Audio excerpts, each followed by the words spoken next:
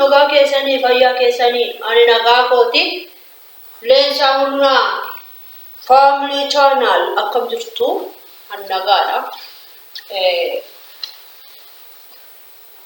jirtu miti nuti nagaa keenya jechuudha hundi nagaadha simbira nu biraas hundi nagaadha guyyaa irraa jechuudha wayini isinii qabadheen jechuudha na argaa jirtu miti akkam uffannaan koo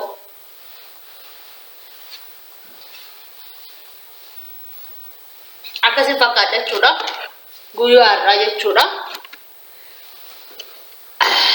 garuu chaanaala kanaaf haaraa wayitaadhaan subscribe gochuun gara maatii keenyaatti akkam akkamtaan jaalalaan isin gaafadha to subscribe godhin bira darbina like sotoon godhin bira darbina namoonni laatanii like toon godhin dhiistan bilbilli keessanii garuu bittaniittu itti kaffaltan jechuudha warri gola madaamii keessa jirtan jechuudha kana fakkaata jechuudha boorciin sakkuma chikii warri barbaadda yoo jiraattan naa dawwala chikii barbaaddu kanammoo kan mul'isuu fi chikii warri barbaadeef jechuudha chikii warri barbaadeef chikii barbaaddu taanaan dawwala argitan miti argaa jirtu miti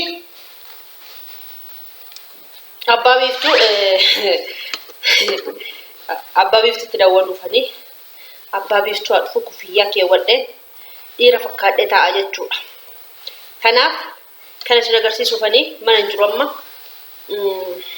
tan dawwala jechuudha maal akka jiru gurbaa wayii mana seenee hin ba'u jedheera maal wayyaa kootuuti gadi baasii ani nama kana hin beeku jedhaa naanni dhufe immoo suufii isaatan uffadhe baay'ee jechuudha argaa jirtu miti argaa jirtu qosin agarsiisa garuu boorcii tollaa seenuu dide malee boorcii tollaa seenuu dide malee jechuudha boorciis miti mucaatu jira jechuudha argaa jirtu miti chiikisee kan edaraa keessan gaggabiina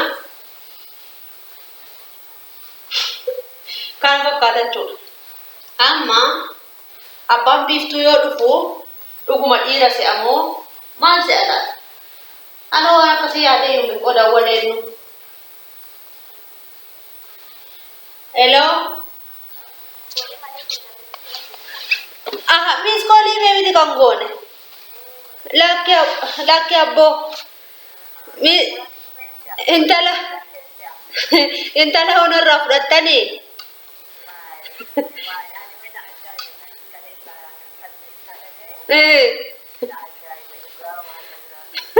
oh ishiin haadhollee achi barbaadde kunoo wal janajjananii fiddee bilbila natti kennite xiyyaan natti haasa'uuf seennaa eenyu ta'u biiftuun biyyaa dhuftu guyyaa lama bultee haa galtuu jedhan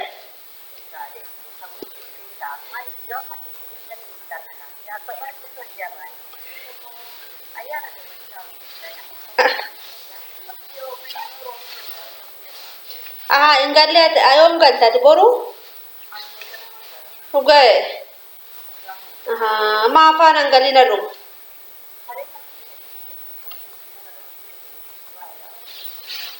anguyya lama fata micha ture har'ammo qomsaatini sirreessa edanin fata gadi buuree jira settin gorree baabbaa fi biiftuun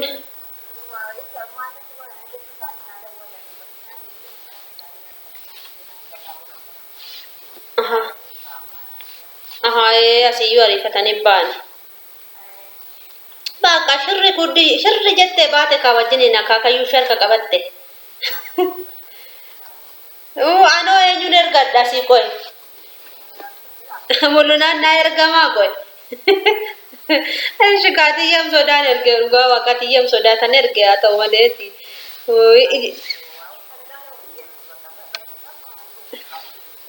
kan namni namaan baratu namni nama barachuu hin danda'u yaani tiyyee bira waan ta'e naan jette bar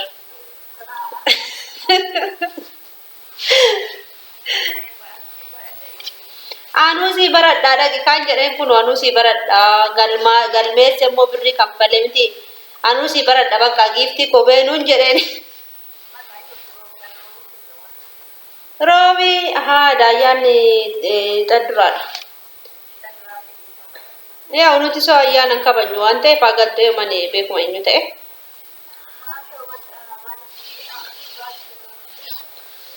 Rakkoon qabu.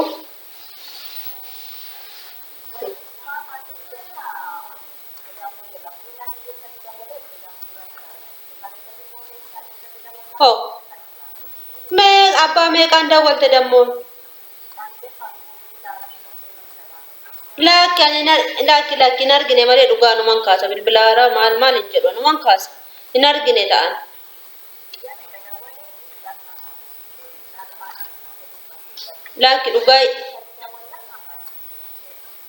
Lakki dhugaa Yesuus ani hin argine malee numan kaasa ishee colli. Mulu naannoo maan kaasu ani qottini nanda.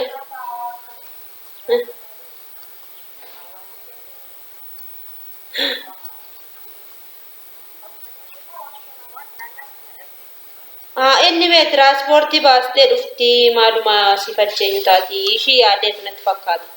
Maal jalaa kaasetti naasa'uure?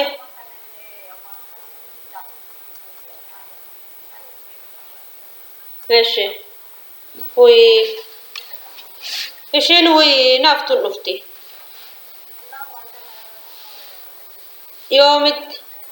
Yoomitti torbe irratti bakka inni sun ganaadha moo akkam? Inni akkas taanaan rakkoon qabu bakka dhaqaa kaamarra tiyyeen isaa qophaa'ani. Akkas taanaan lakkee indoomsiif gaarii ta'eyyuu. Walirra bu'e malee bayeessa ture siif. Haa ta'u bakka siifan daawwadhaan bilbiluun birayyuu hin geenye ergumaa tiyya fedhanii galanii dhugaa.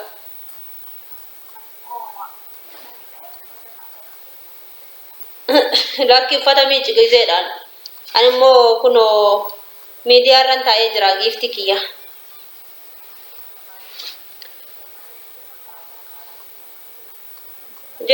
Jedhi bakka. Viidiyoon koo banaadha jedhi bakka.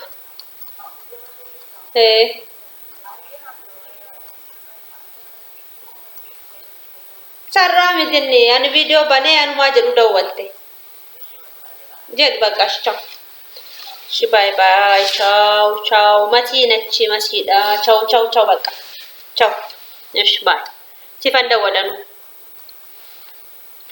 Ijoollee daawwattoota kiyya. Oh my god.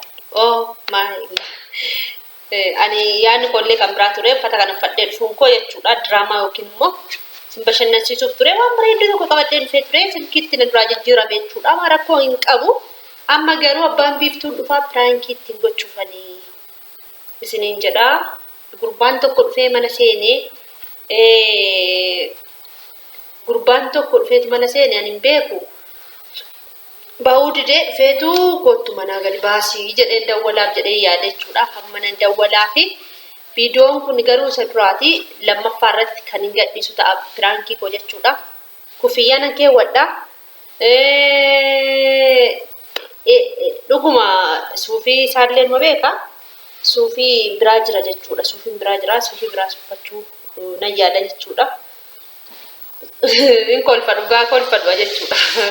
Suufii uffadheenyaan akkas gaditti bahu maal yaaddeetu jechuu danda'a. Piraankichi naaf milkaa'uu danda'a, naaf milkaa'uu dhiisuu danda'a. Isiniin jedha. Garuu immoo chiikii biraan seetanii immoo adaraa keessan akka hin gaggabne akkuma argitan kana boorciinis kunoo asiin gadi bahee jira. Borca nama borcaan yoo argitan isin borcii isaa faana kaattu. Suutuma jedhaan isiniin jedha. Akkanaan isiniin jedha. Sin agarsiisu. Asiin garuu qulfii qollofuu dide boorciin jechuudha. Argitan miti. Innaa viidiyoo bareedduudhaan nan dhufa. Warri viidiyoo bareedduu hojjetu leensaa jettan. Gooftaa jechuudha. Viidiyoo bareedduu hojjetu leensaa warri jettanii shaamisiidha waan biraa miti.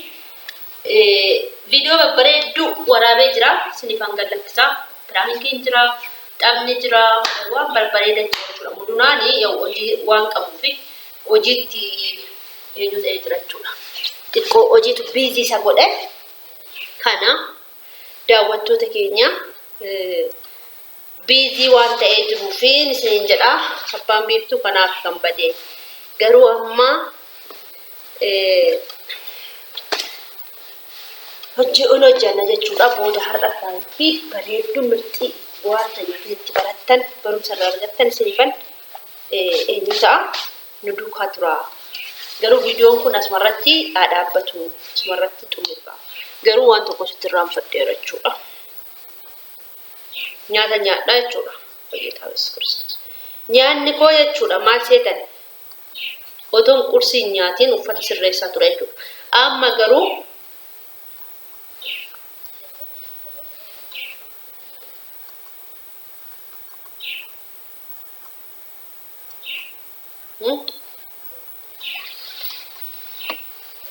barbaada salaaxaan jiraala. Sin agarsiisu.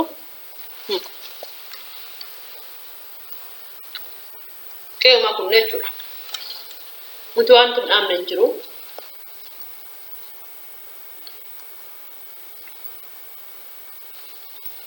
Nama jira. Hojii hojjechaa jiru jechuudha. Kanaaf daawwattoota keenya hanga dhumaatti viidiyoo kana daawwadhaanii Yesumaatu laayikiin godhe bira darbina. Sirriitti laayikii godhaatanii jira. Nagaatti turaacha. Bye bye.